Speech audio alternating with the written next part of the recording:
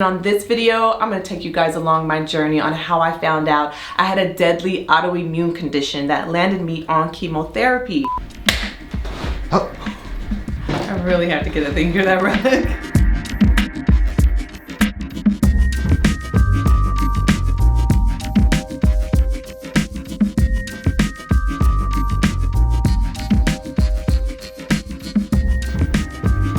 Hello YouTube and welcome back to my channel. Snatural Remedies saved my life. My name is Summer Martin. Hit the subscribe button, like this video, make some comments because we're gonna talk about a lot of things today. A little bit about my journey. A lot of my symptoms started off as a child. Any little thing that rubbed me, broke me out. I couldn't wear like rubber underwear with the lining, the onesies with the zippers. It just always irritated my skin. So for me, having little reactions to things seemed to be normal, and it really wasn't normal. As we know, in a previous video that I talked about, allergies listed on there, asthma's listed on there. Check that video out and you'll get all the different lists of what autoimmune conditions are. As I got older and as I went into like my pre-teens and starting my menstrual cycle, a little bit more conditions got worse and worse, and they always just said, well, you have allergies, so hey, it's just a part of having allergy. That was just my first indicator that hey, something's going on in your body and you kind of need to pay attention to this thing. So back in 2006, 7, 8, 9, I was a model. Back in the day, check your girl. But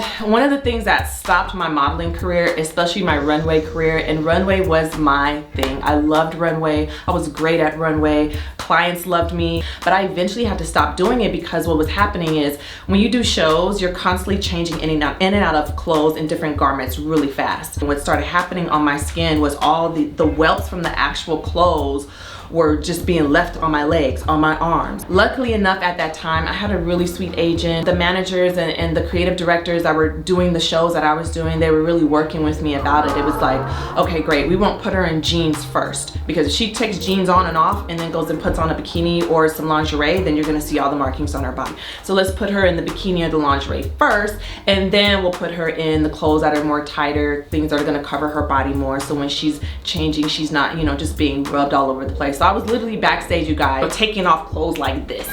And everybody was doing this thing with me where I was stepping into my garments like this. Like, it was getting ridiculous, and honestly, it really did. It messed up my entire career at that time. I didn't know what to do about it. I just thought this was another form of my sensitive skin. And it's crazy because I actually got into more modeling at a later age. Coming out of high school, I went into the military. I was a sergeant in the Army, got my bachelor's degree, got into producing, services and management, developing, real estate. I was working 6 jobs, no man. I'm a malpractice lawyer, corporate lawyer, court-appointed lawyer, labor lawyer. I'm Jacoby and Myers, and I have to run the flower shop. Ooh, yeah. Why did I do that?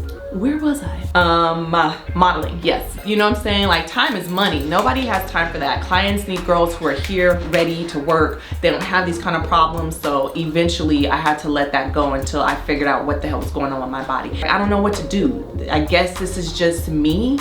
My next symptom hit me really, really hard. This was around 2013, 2014. Out of nowhere, I would wake up in the morning and my index fingers would be swollen. Like these joints right here, these joints right here, they would be like this, and I couldn't even bend my finger. And it would only happen in the morning, and it happened on and off. Like 1 week, every day, these fingers would be swollen. And out of nowhere, for like a month, nothing would happen. So here I am thinking, dang, I must be eating something, or I must have touched something that is causing my index fingers particularly to swell. Again, it was just something else that I blew off. The next symptom that I experienced, this was around 2015, 2016, I started getting these night sweats. And I'm talking sweats. My entire body, my entire clothes, my hair, everything soaking wet. My bed, wherever I was laying at, was soaking wet. So I was getting up at night like 2-3 times a night changing my clothes. And then during the day I was fine. It would only happen the week before my cycle. Naturally, my doctors are like, oh, it's your hormones. I'm like, I'm 30, in my early 30s. What do you mean it's in my hormones? But because I also suffered from PCOS, which is polycystic ovarian syndrome. They have me on birth control because if any of you guys suffer from that, you know the first thing they're gonna do is put you on birth control. And by the way, it was hard for them to diagnose me on that too because I didn't have the normal symptoms like everybody else. It was like, oh, you know, you're probably experiencing some perimenopause symptoms, night sweats, you know, we just hear about it, ladies, you know, it's hormonal, it'll go away. Or this is just a part of your journey as a woman. I've always done a lot of research about how to heal myself naturally, but one thing that helped me was to stop eating meat. I know that a lot of meat products are just pumped with hormones, and it actually helped. So I thought, hell, maybe that's it. Now, rolling around 2017, I went to Aruba for work. One day, we're just loading all of our equipment in. I was walking past my assistant camera operator, and he kind of bumped my knee with one of his cases. Nothing was wrong with me after he bumped my knee, but that morning I woke up, my knee, I couldn't even move my knee. I was in so much pain. I was putting ice packs on it. I was rubbing all kind of Tiger Balm. You know, I'm thinking I really messed myself up. When I got back to the States, I started physical therapy immediately. Even doing physical therapy, they were like, we don't see anything wrong. Clearly something's going on. Your knee is definitely swollen, so we're just gonna go in and treat you. After I finished physical therapy, this is when it gets real, you guys. I'm at a girlfriend's house downtown LA. I jump in my car, I'm on my way home, and all of a sudden my thighs just break out. These hives were red and burny. So I'm like, what the f is this? They last maybe about 3 days. So I stopped eating everything, to be honest with you, but they didn't completely go away. So I went to the emergency room because it was that painful. I've got Benadryl cream. I have calamine lotion. At this point, I don't even want to put jeans on. So I go to the emergency room. They were just like, you know what? You just need some steroids. And I was like, steroids? Okay, like whatever's gonna stop this shit from happening, cool, I'll take it. And they give me prednisone. I took my steroids, took them roids, followed up with my primary care doctor. And my primary care doctor was like, there's nothing really wrong. We don't see why. We think it's in your diet. So at that time, I go through an extreme diet change. Mind you, I'm already really not eating meat. I cut out dairy, I cut out sugar, I cut out gluten, I cut out all of these things. I went to the allergist and got allergy tested. I went to the dermatologist and got tested.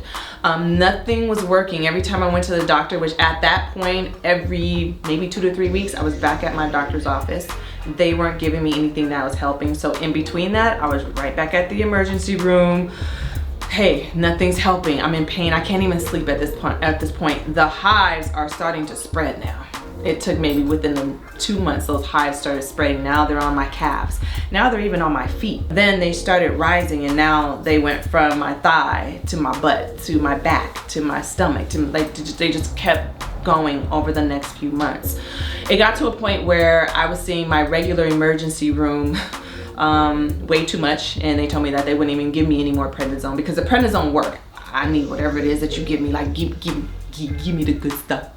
I need it because I can't function, I can't work, I can't do nothing. By the 5th visit, they're like, man, we can't give you any more of these roids. We just can't. You know, your doctor's gonna have to treat you for whatever's going on. I'm just like, all right, well, I'm on to the next emergency room. So I had like 3 different emergency rooms that I would go to that would kind of like rotate so that I can get these steroids. That happened for like 6 months, you guys. In between the steroids, I was taking Benadryl every single day. Now I know you might be like, how is it that you functioning on Benadryl like that? If you fight the sleepies, you will actually be up for a nice little ride, if you know what I mean. You'll be kind of like floating, and that's what my life was like for months. I was just floating through this shit because I didn't know what the hell was wrong. My doctors didn't know what was wrong. They were pulling my blood work. My blood work was coming back great. There's nothing wrong. Your cholesterol's fine. Your sugar's fine. I was getting ultrasounds. I was doing everything. My OB, between my OB, my general, the dermatologist, and the allergy clinic, they were just running every single test. Everything was coming back negative. And the head of dermatology came in one day and he was like, you know,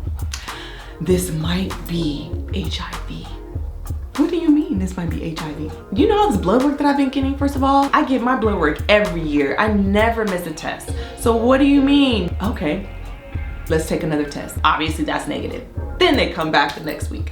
You know, we're gonna send you to the oncologist. This has got to be cancer. This has got to be stage 5, stage 4 cancer. Our oncologist wouldn't even look at me. He was like, turn on around, you don't belong here. By that time, my fingers came back with a fierceness. and then my toes joined the party. Now my toes are like this. I couldn't even wiggle my little pinkies, my toes, or nothing. Then my ankles started swelling. I couldn't even walk.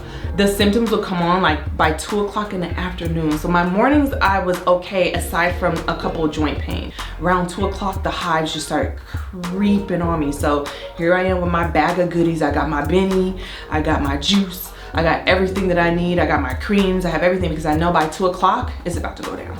At that time, I was working on a production. Not only was the family amazing, the crew was also amazing, and I had assistants that they just had my back. They would drive me around where I needed to go. They would really help me out, help me get in and out of my car, bring me home, make sure that I was, okay. But there were some days where we just couldn't do that. And at this point, I had to quit my job. I was like, I can't even function. I don't know what to do. So I thought, let me go the natural way. I fly out to Florida. I see a bushman and he's like, oh, your kidneys are failing and your organs are failing. Take these elixirs, take, whatever the minerals that he was giving me to take. And I was like, okay, I'm taking that. It worked for like a week. For like a week, it seemed like everything was going away. That shit came back, you guys, 10 times worse. It was like my body was pissed that I would even try to put something in it because my system was lost, you guys. So when you're taking herbs and your body is already lost and confused, it just makes it worse. It was like adding fuel to the fire. So there was no vitamin, herb, mineral that I could take at that time to help my body. It's just about to get real raw right now. So if you get grossed out about stuff, then just bear with me.